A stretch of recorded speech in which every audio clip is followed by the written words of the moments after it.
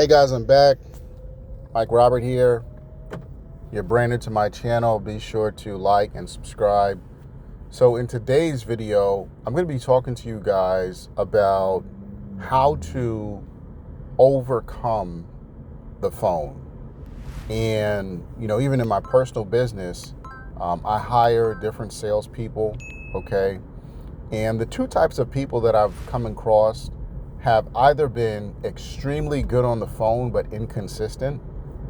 So these are people that, and when I mean extremely good, they can talk a really good game. I'm not saying they have a high close ratio, but they can talk a very good game. When they get people on the phone, they're extremely confident. They know how to handle the phone. They're not someone that I have to teach on a lot of that. Where they lack is in consistency. So some of these people will literally make like 5 to 10 calls, 20 calls in an entire day. And then I have the opposite. I have people that sell that they're really good at sales, and they'll bang the heck out of the phone. They'll make a bunch of calls, and every call they keep making the same mistakes. They have no true phone ability. They have no idea what they're doing. They're just reading a script and just kind of just jacked up on Red Bull, just thinking in their mind, it's the next call, it's the next call. And today I want to talk about those types of folks, because that's one of the new hires. Because I'm constantly hiring people and letting people go. It's just I don't let people hang around too long. If they're not a good fit, then they got to go. And this person may be one of those people. But let's just talk about what I've done so far. So this person is a new hire.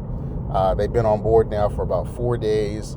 And this person hits the phone. Okay, they're making about 70 to 100 calls a day. And they're on my contracting side, so they mainly reach out to contractors that are advertising.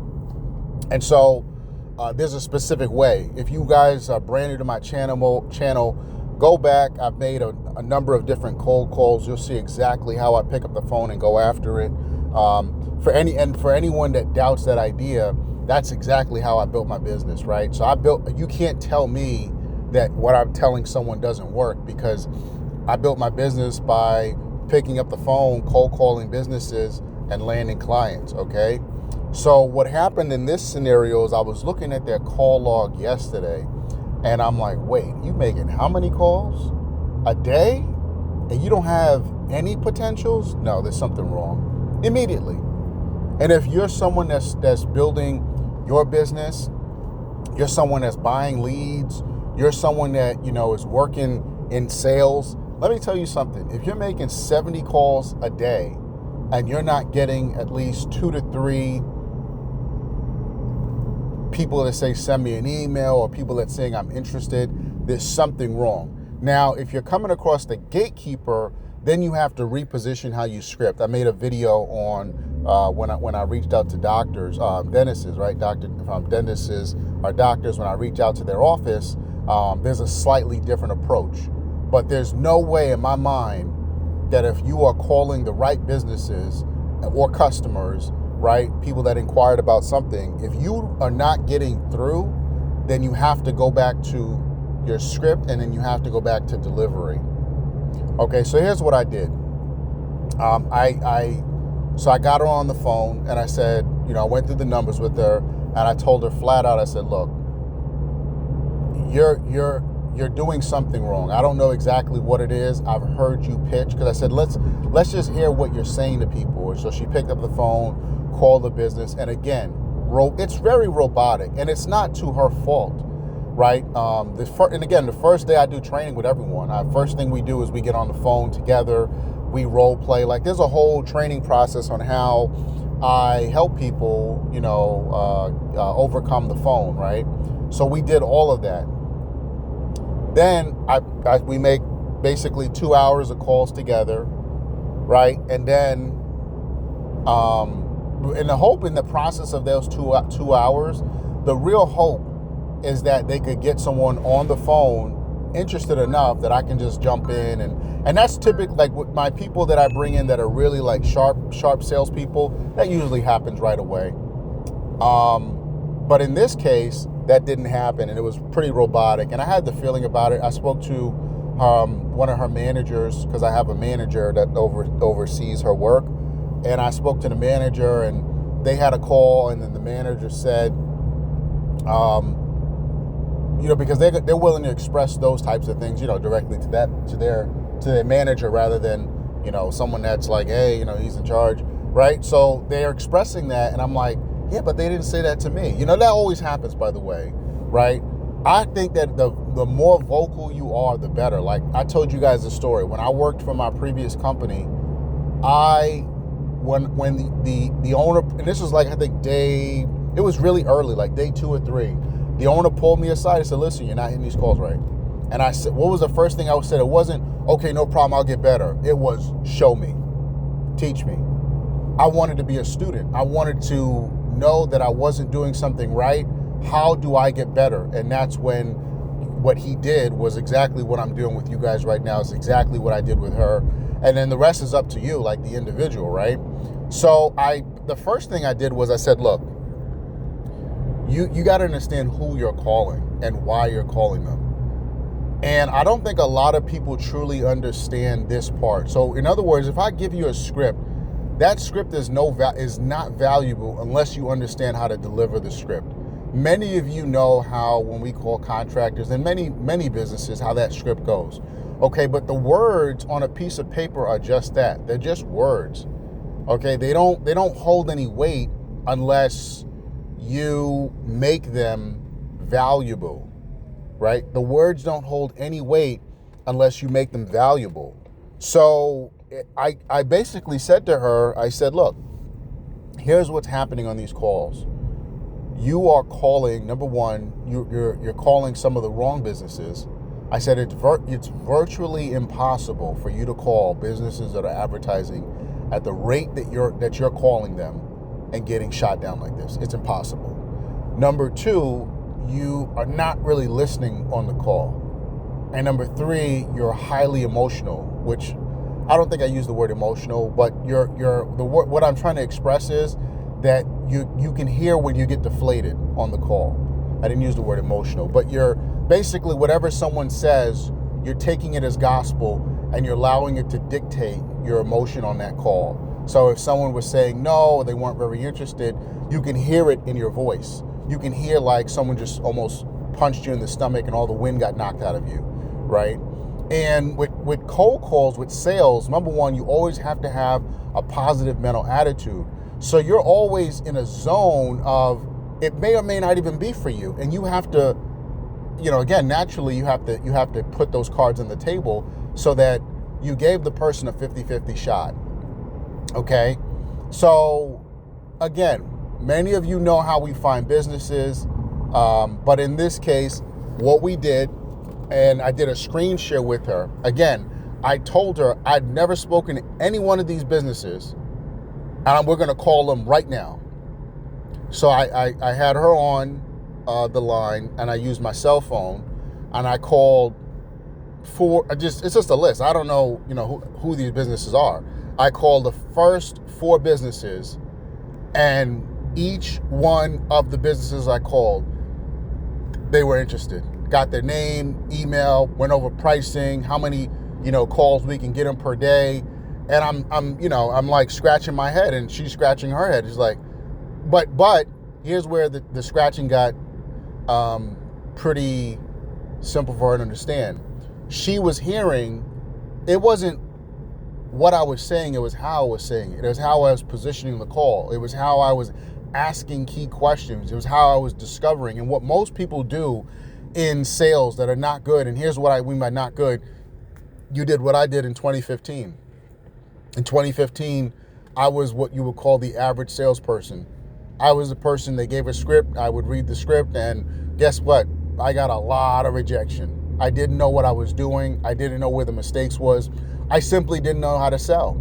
I thought I knew how to sell. I thought selling was presenting. I thought selling was talking. And the disconnect there is, you're not at a Walmart checkout stand. You're not a cashier ringing somebody up. You're selling, right? You're selling, okay? Like imagine someone trying to sell you the best vacation in the world, and all they're doing is reading from a piece of paper. Okay, now imagine a person that is what do they call those people where they're like they do I don't know what you call these people, but they basically go around and they like to vlog of their journey, right? Like, right, I mean, I live in Florida, right? I could sell you on living in Florida. I could sell that to you.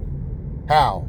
Every experience that I've had here, right? But imagine me trying to read from a brochure. Imagine me trying to, well, you come to Florida and guess what? We have Disney, right? There is Universal, right? We have really good food, right? What does that tell you? Nothing. Tells you nothing. Absolutely nothing, right? If I was a realtor trying to sell you this house, why would you buy it? I'm telling you what you could read on a chat GPT. You haven't felt it, smelt it, or even experienced it yet. So I have to get your mind to visually see what it is I'm talking about, right? So you got to think about it. Listen, you come to Florida, I mean, the first thing that's going to hit you is the heat. You're going to get off the plane, you're going to get out of the terminal, you're going to see all the beautiful palm trees. We have unbelievably amazing hotels. I'm talking about the beds are so soft. When you lay on them, you will just pass out for the next 10 hours. Best restaurants, best food you can imagine. You like Italian, you like Mexican, you like a little Caribbean, we got it all here. Beach is about only an hour away. Hour drive, zero traffic. You get there, they got the everything you can imagine. Drinks, food, everything. Unbelievable taste. Okay? And again, I'm making that up as I'm, giving this audio, right? So there's two different deliveries. I'm almost saying the same thing, but I'm kind of excited about it. But again, I've lived it. Like, that's basically what happens when you get out, if you come in, peak time or when it's warm, right? You get off the plane, it's burning hot outside. It really is. It's like 99 degrees outside. First thing you're going to see, you come out of the Orlando terminal, palm trees everywhere. Unless it's, well, they'll be there. Unless it's like raining or whatnot, it won't be that warm, right? If you come out of Miami, forget about it. The highways in Miami are like, what do they call it? Pearl white. So you can't miss that sun. Like, it's just beaming on you, right? You want to go down to Key West? Listen, get a drop top. If you go on a beautiful weekday, let me tell you something. Ocean on both sides. It's beautiful. Little to no traffic. You'll cruise down that highway, make a couple stops. There's a great ice cream stop. There's a great buffet seafood place right on the ocean. What's better than that, right? But again, this is me just selling. This is sales. I'm selling it to you. I'm not reading some script brochure that, hey, this is what you got to read to people. I mean, yeah, if you got something you got to, yeah, great. But no one's going to buy unless I'm emotionally invested. This is what I meant by emotion in the whole process. So in this concept with these contractors, right? The first thing I told her, I said, look, you got to know when you get a receptionist on the phone or a gatekeeper versus like an owner operator or maybe someone like that could be a sales manager. You got to know that. Like, that's just detecting. And the reason I said that is because this person said that they have great extensive sales experience. So that is obviously not the case, right? But you got to know the difference. So if you get a long hold time, meaning you call a company and there's long hold music, okay, you're probably going to get connected to a receptionist. You have to know that. So you have to deliver the pitch in a different way, and you can't pitch them. You have to find out who the decision maker is. Now, it could be them. You don't know that. Maybe they're, selling this dream that their company is bigger, but you have to know the distinction. You can't go 70 phone calls into something and not pull back the curtain and say, okay, where are we messing up here? Because if you're not correcting, and I'm almost laughed because this person said, yeah, I think I'm almost done with the whole state of, I won't even give their state away. I said, let me tell you something right now. There is no way in a chance you're done with this state that you don't even have one potential. There's something wrong, 150%. That was before I made my calls. Like I said, there's 100% a disconnect. I don't know what it is, but we're gonna get on the horn right now and find out. And sure enough, there was 100% a disconnect. Now here's the beauty about it. From the calls that I made, they got to hear a different perspective or a different style of making these calls, right? Because you have to remember, I'm making these calls to strangers I've never met. Only thing I know about them is that they have this, type of business. And when I go into these calls, the key with these calls is questions. What most people do when they make cold calls, or you're it doesn't matter if you're calling a lead. Like when we're doing appointment setting for our clients, like mainly on the contracting space, we ask homeowners and the business and the leads that they have, we ask questions. I call it that you need at least 2 yeses before you can go into what you're offering, because the problem is that people naturally have a negative mind. And then it's going to come down to the delivery of what you're offering. So what I found is I remember the sale I used to do. I'm trying to just recall myself of it a bit more, but I used to make those mistakes too, right? When we were shipping. So basically, I used to work at this car transport place, and they ship cars like across the country. And guess what? There's a lot of competition, more than most people would imagine. And basically, a lead was sold to like, I don't know, a gazillion people, it felt like. But basically, if you got a new lead, so let's just say it's like right now it's 8:20 in the morning, right? If you got a new lead and that lead came in at 8:20, by 8:23, they probably already gotten 3 to 4 calls. Maybe or maybe not, because time zone, like most offices aren't open yet, but you used to have some guys and ladies that would let leads come to their cell phone so they could call right away. And you got to think about the competition. So on top of that, when I used to call, I was bad. Like I was just a robot of a sale, right? I was just reading from a script and then getting to the end and was like, oh man, they don't want to do it either. I'm like, oh man, these leads suck. I sucked. Like it wasn't like I'm telling you guys the truth. Like I knew I wasn't good at it, but at the time I didn't know how to get better. I didn't know how to fix my script. I didn't know how to speak the way I'm, talking to you guys now. That wasn't my personality at all. I got better over time, but then I learned that I had to immerse myself into what it is I was trying to sell someone. I had to know the right questions. So then I went into a little bit more of a different sale. It was a financial sale. And in this financial sale, people were emotionally tied to the outcome. So it was different. In the auto transport, we were essentially selling safety and security. And in the financial sale, we were basically selling, well, very similar, right? Financial and security, right? We were selling security, but they were emotionally tied to the outcome. So I learned, how to position my calls so that I could increase my close rate. Then in the moving sale, we did moving. So people were moving all of their household possessions, and a lot of the people we moved had a lot of really nice stuff. Like I remember one guy, it was a very complex move because he had like almost 1,000 bottles of wine, or so he had to get a special truck they put him in some type of a cooler of some sort. I don't know the exact name. That wasn't my clothes. That was one of my, I think it was the manager. But people will move a bunch of stuff. My point is to say this, that in the aspect of understanding sales, cold calling leads, it doesn't matter if it was a warm lead, hot lead came off your website. Listen, bottom line is if you don't have a script and you don't truly know your product in and out, and you don't know how to communicate that to someone, you're always going to miss the barrel. Always.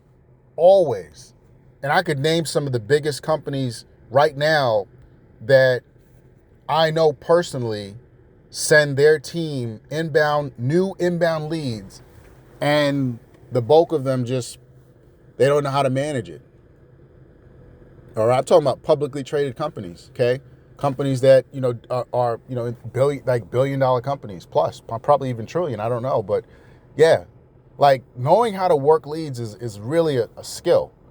And I remember when I was in that office, there was a lady there, she was going to college. There was a lady there that she was lights out on the phone. This was before I went to my previous company. She was lights out. I'd never seen anyone on the phone like that in my life. It was almost like a movie scene, right? I'd never seen that before. And now what I did though, I learned, like I was just, because the first 2-3 days at the moving company, they just had me sitting in the office, like just making calls to leads and whatnot. And I'm still not good yet at that part. Like I'm okay, but I'm not like really good. And she was lights out. You would think that with her energy, that everybody she got on the phone, they were like super eager to speak to her. No. So one time I asked her, I was like, man, you're really good. You know, I was like, man, you're really good on the phone. And I was like, all these people so eager? She's like, Mike, none of these people are eager. I'm like, so I'm scratching my head. I'm like, what? But you sound so energetic and pumped up. She's like, you have to. She's like, these leads came from moving.com. Like, you know, so if anybody knows moving.com, that's like a Angie home advisory type of thing. You know, there's just a bunch of leads that come in but she's like, if you don't bring the energy, they're not going to bring the energy. And what's going to happen is you're not going to book any appointments. So that was literally, she was like loud, pumped up. How you doing today? And oh man, it's a beautiful, like she was like, I'm not even coming close. Like she was on a whole nother level. She obviously was going to college for something else, but she was definitely had a skill of her own. You could literally make a movie around her personality. Like she was just, and that wasn't her all the time personality. That was her phone personality. So this is something that I tell people all the time. Like, I'm not someone that's pumped up on Red Bull all the time. No, that's just when I'm on the phone, right? My normal personality is just quiet and, you know, to myself. But I've learned that when you get on that phone, man, you got to turn it on because, again, your objective when you pick up the phone is to close. That's it. And so back to what we did here. So basically went 4 for 4 and she was blown away. She said that. She said, wow. She said, wow. She was like, okay, I want you to call this business. I'm like, any business you put on the phone, it doesn't matter.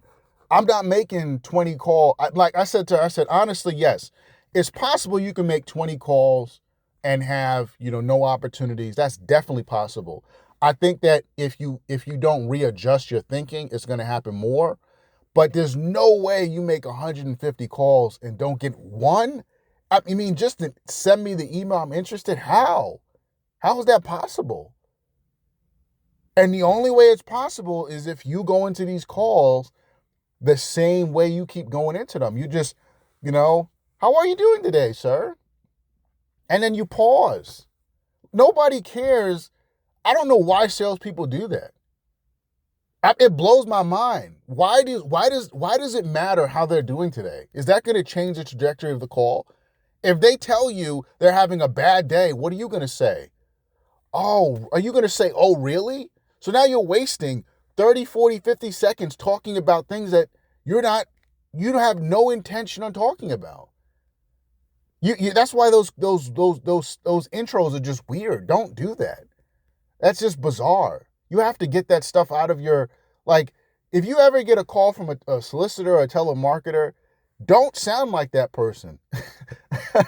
I'm trying to give you guys some pointers here. Don't sound like them.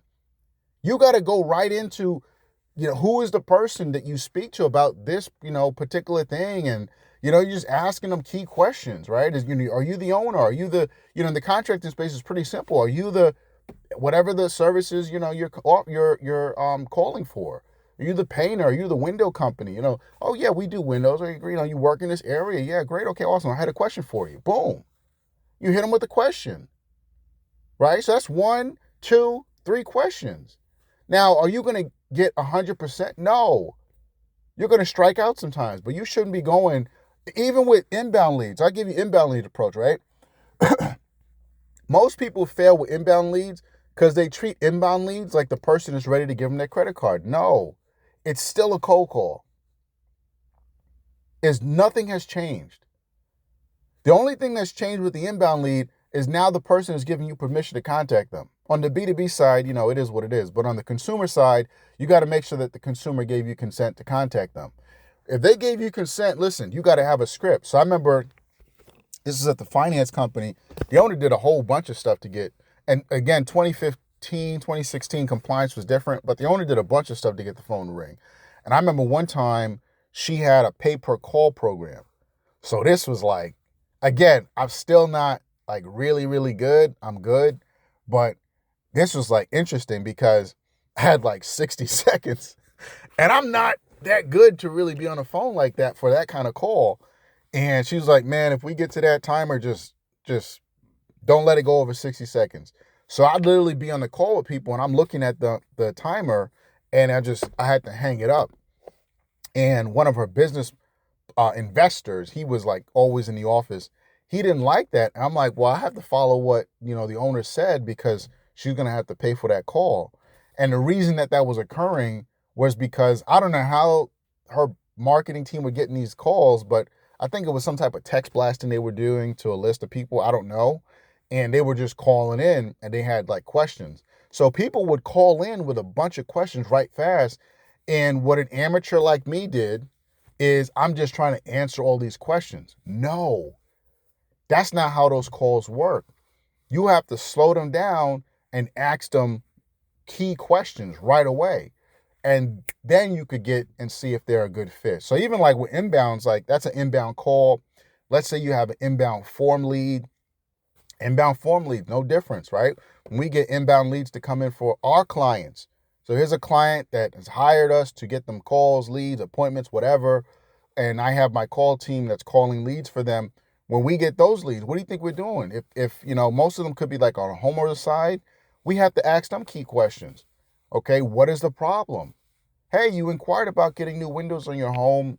Just curious, are the windows that you have currently broken, or are you just looking to get more energy, efficient windows? Where you don't just go into the call and say, "Hi, John, how you doing today?" What do they care? Like, what do you care? I mean, it's not that you don't care about someone's well-being, but what do you care? 9 times out of the 10, they're going to think, who is this? And they're just going to hang up on you. You go right, hey, John, this is Steve. We got an inquiry that you're, this is John, this is Mike. You got an inquiry that you're, looking to get new windows for your house. Are the current windows broken? Are you just looking for any assistance? Are you just, shopping around right now? You give them, 2, 3 options. Well, we're not ready yet. This is what most people keep saying. Oh, we're not ready yet, but, we were thinking about it and, and now you got to understand where they're going with that. Oh, we're thinking about it, but, maybe in a couple of months, and what's going to change in a couple of months? Now, I'm not going to say that to the customer, but you have to internally know that. Nothing. Well, hey, no problem. Listen, I got a couple guys that are going to be in that area giving a couple estimates anyway. If you want, they could stop by, give some measurements, leave a brochure, whatever, and then boom.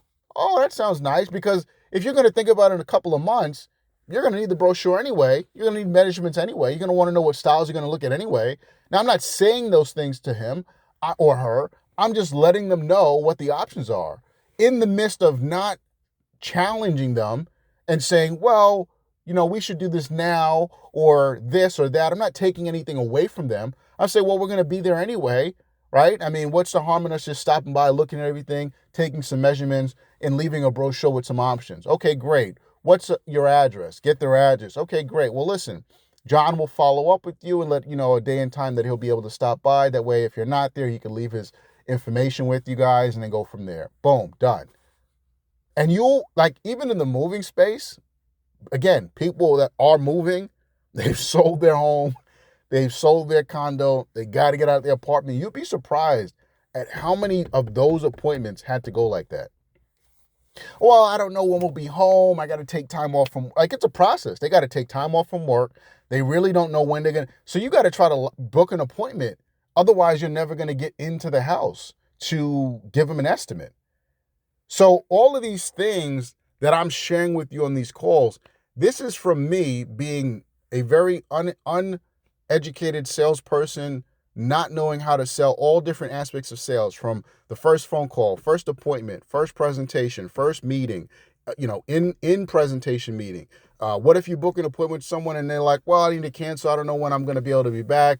Okay, are they, what are they trying to really say here? How do you work around that if you can? Because if you get too many of those, then you're going to have a lot of missed appointments. So all of these different aspects of manning the phone, managing the phone mismanagement, managing calls, all of it is a skill.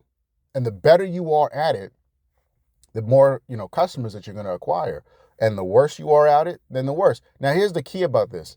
Never force or coerce anyone into closing, ever, ever.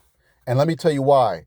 Because oftentimes they could be the worst client or worst customer for your business. That's the opposite. So we're not doing some Wolf of Wall Street stuff here. Okay, and I don't know what occurred exactly in those offices, but we're never doing like some unbelievable buy or die close now type of scenario. No, we're simply asking questions, taking people down the path, presenting our offer in a very unique way, and some are going to raise their hand and some are not. That's it. But if you're not, like, she wasn't even getting to the step to present. I'm like, nah, there's a disconnect.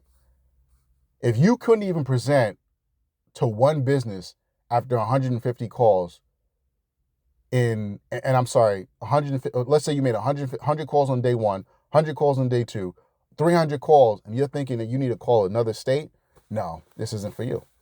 There's no mystery. There's no mystery at all.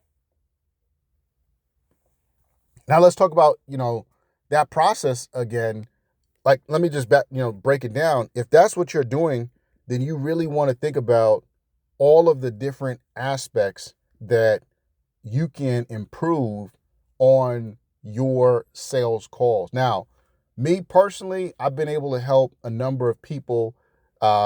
This is obviously people that have worked for me, people that have signed up for my coaching calls, businesses that have sales teams that simply do not know what they're doing. It doesn't matter if it's a consultative call, because I've done those. It doesn't matter if it's inbound Facebook leads, Google leads, calls coming in. Phone mismanagement is phone mismanagement. The key is understanding your product, understanding why it will be of value to someone else, and knowing how to effectively communicate that. If you want my assistance, you could book a one-on-one call with me. There's a link for that in the description below.